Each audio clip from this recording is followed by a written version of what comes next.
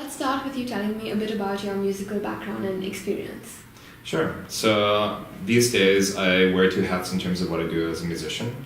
I'm a conductor and I'm also a musicologist. So in terms of what I'm doing here at Brown, I'm directing the orchestra, but I'm also teaching academic courses, mostly in music history. And how has your experience working with the orchestra been so far? Oh, it's been fantastic. The musicians, all the students have been really terrific, incredibly talented, intellectually curious, everything that one could ask for. I think there's been a real sense of excitement around being able to sort of start a new chapter in the orchestra's history. We have an incredibly large and talented cohort of first-year students, so to be able to write this new chapter with, but particularly an orchestra which is embedded in a university community, is a space that can really bring together different constituencies.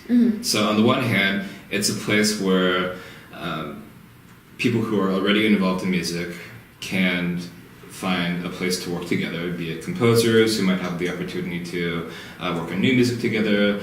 We do a concerto competition that features soloists largely from within the Brown Orchestra community. This is one of my aspirations, to perhaps engage in some form of collaboration with other departments or programs, engage with partnerships with other organizations in the Providence or in the wider community. And I think an orchestra, just by virtue of its scale and the breadth of what you can do with it, is perfectly situated to do that kind of work. So I'm really excited about that. Is there anything other than that you're especially looking forward to in terms of working with the orchestra or events that you're planning?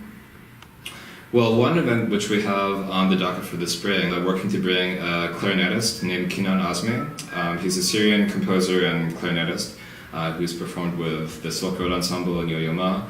And he's going to be working with a number of different groups on campus, but will be performing his clarinet concerto, which he's actually still in the process of writing.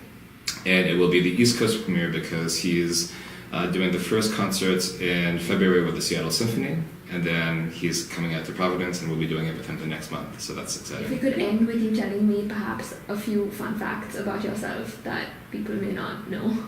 Sure.